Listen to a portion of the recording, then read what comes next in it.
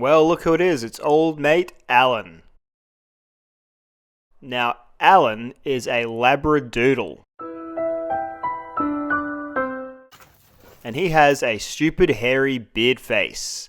It's a technical term for basically dragging everything he eats or carries around on his face, and then when he drinks his water, when he goes to bed at night, especially in its nice, clean, white bowl, by the morning it looks a little bit, or exactly like this.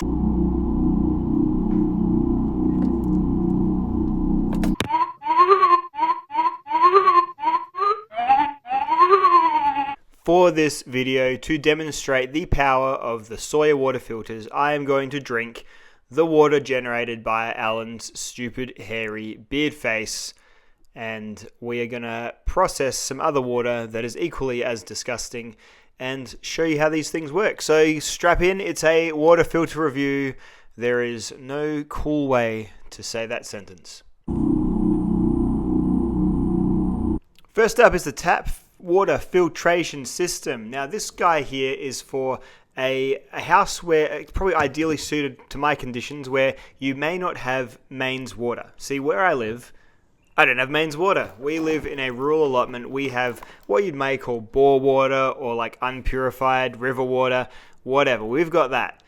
So as such, I have two water sources. I have a big rainwater tank and I have a settling tank where the river water settles. Funnily enough, right now, because it's settled in this settling tank, the river water is actually pretty darn clean. So when I need to get yucky looking water, I actually get my rainwater. Because right now my rainwater, owing to it being dry lately and to a lot of leaves falling into it and probably a dead bird or two, whoever really knows when it comes to your roof, the rainwater is currently a little bit gross. And it's also at a low level. So it's kind of got that mankiness swimming around in it. We're not really using it for much at all, apart from when we superheat it and wash our dishes in it. That is the rainwater on the left and just a glass of Marble Hill spring water on the right. So inside the package of the tap filter, you get the main unit, which has a rubberized end on one side, which various attachments go into. And on the other end, you've got a cap, which you undo, and the water comes out of. You get a little hose that you could have flowing into another vessel, like you could be filling jugs with it or something like that, and other various attachment points. And most specifically, and I guess most usefully, a little clamping system to clamp it, make it even a semi-permanent tap fixture, especially in a time of emergency where you might just be, pumping out dirty water as your main water source. So you get it all rigged up and attach it really, really simply to the hose. There's lots of other attachments to make sure it fits basically any hose or tap or whatever. I find a slow pace of water does it best, but you can blast the water out pretty quickly. But when I did it slower, I think it got a slightly better result. This is water that will still end up being slightly color tinged. I've never been able to get the dead leaf coloring out of my rainwater. When you get leaves that die in your gutters and fall in there and soak, it makes like a tea staining effect to your water. It's not particularly bad for you unless the plants are poisonous, which it may slightly be, but otherwise it's just a sightly thing. So looking at it from left to right, you've got the Marble Hill spring water, then you've got the recently filtered rainwater, and then you've got just a jug of the rainwater straight from the tap. So there is still definitely a slight colour, but not as bad, especially when you hold it up to the light. Now, I'm not no water tasting connoisseur. I can't tell the difference between different types of water. I can slightly tell municipal water, the slight sort of bleachier taste, maybe. But when it comes to water, I really wouldn't be able to tell you. And all I can say is both of these taste about the same, which is good. Once you're done with your filter, suck up a syringe of clean water and blast it out backwards, and it launches out all of the crud that had accumulated through your filtering times. For filter 2 and experiment 2, this is the Allen water. And let me tell you, this water has everything. Bacteria, cysts, probably some viruses, probably some microplastics. Ghosts, ghouls, goblins. All the things that live on Alan's face. And that TV channel at the hotel that's like about the hotel. So we're going to get this and we're going to run it through. Get as much of those bits in there as we can. We're going to run it through the standard Sawyer squeeze water filter. Look at it all go. It's like a lava lamp. A horrible, terrible lava lamp. So the squeeze, the one that I've got the most experience with, I had one of these for all of my outdoor adventures for the last 10 years or so, I would say. I'll cut one open later on and show you what's inside too. So the squeeze is a pretty simple one. You just fill the bag with water and then you squeeze it through the filter. It does come with a couple of straws and other attachments if you want to use it in slightly different ways, but pretty simple idea. Squeeze the water through. The water flow is pretty good. It slows down the longer you use it between back flushings, but you back flush it and then it goes back to normal. And again, 100,000 gallons rated, and this is, again, viruses, bacteria, microplastics, the current big worry, microplastics, gets all those out as well. Whether the bloody thing's made of microplastics, who knows? That's another thing. Anyway, going to pour that Allen Face dog stink water into a jug. We're going to fill the bag up with the Allen Dog Face stink poo water. And then we're going to put it into a glass and we're going to drink it.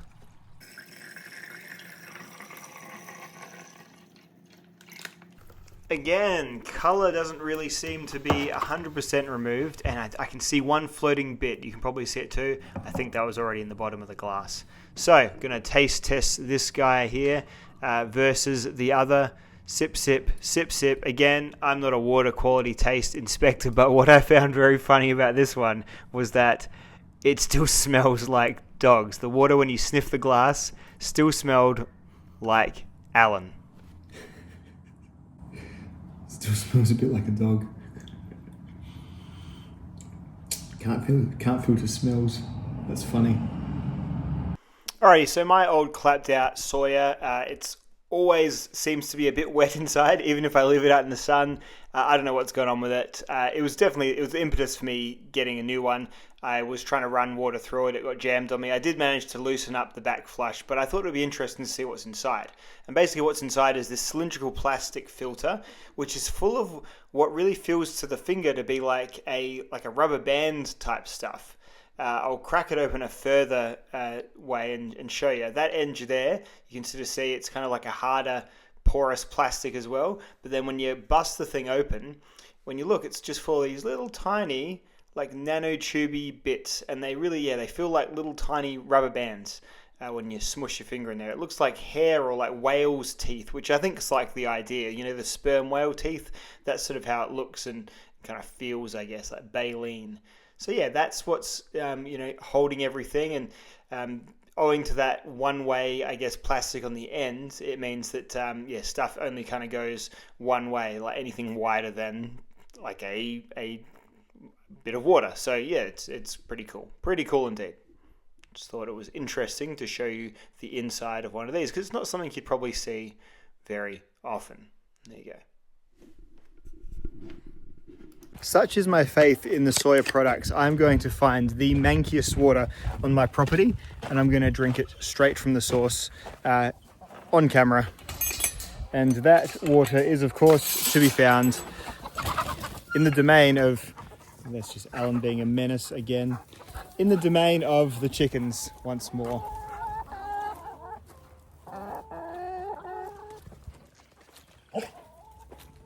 So, this is the chicken water. It just sits still. They poo in it. They're not very bright. They scuff their beaks in from the straw and then into the water again. It goes green probably every second day.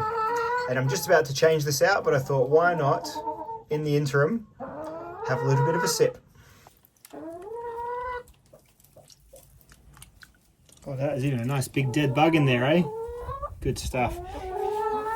Righto, straight from the bag.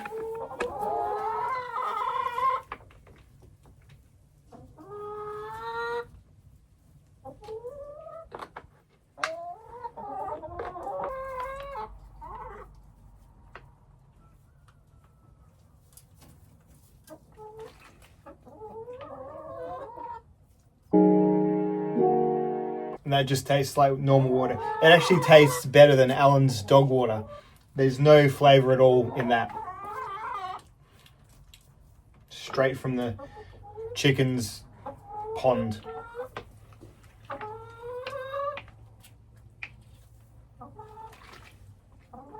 I'll just catch some more to show you how clear it looks in a glass next to some others as well. Right. This is the chicken water, just filtered through. Remember, it was green outside, filtered through into this drinking glass.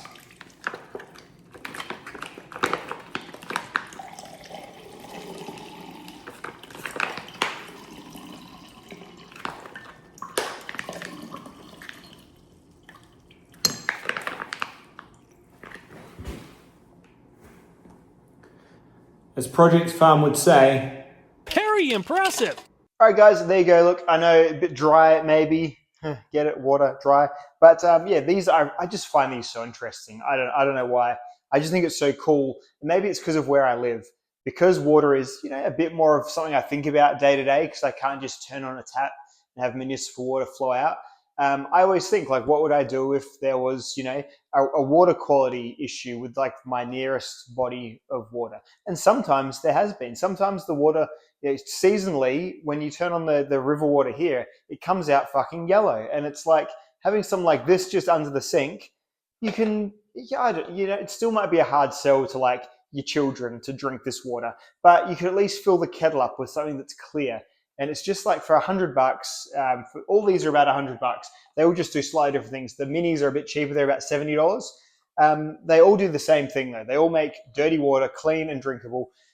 This guy, yep, great for under the sink, attached to your kitchen tap. The squeeze is sort of like, this is probably the most recommendable one. It just kind of does the simplest version of it. It does it at a higher capacity than the mini. This little storage sack, you could just throw that in a car or, in a backpack or whatever. The mini is pretty cool though. If you are maybe like a hiker or a backpacker specifically, you could absolutely put this in line with your water bladders, things like that. They're just various little attachment kits and ways you can rig them up. Or you can just literally go straw and drink from puddles if you're really roughing it. But all three of them have real merits. I will definitely find uses and spots to keep all of them. I just love, especially this under the sink one. I just love that idea for where I am. I know you can buy proper big filter systems, but still, it's 100,000 gallons of water. Like, that's so much. Using the one thing that all you need to do from time to time is backflush it, shake it out, leave it in the sun or let it dry out, and then put it away again. It's just, I don't know. Am I weird that I'm so impressed by these things? I don't know. I'll leave it up to you. Anyway, thanks for watching, guys. I'll see you all in the next film. Goodbye.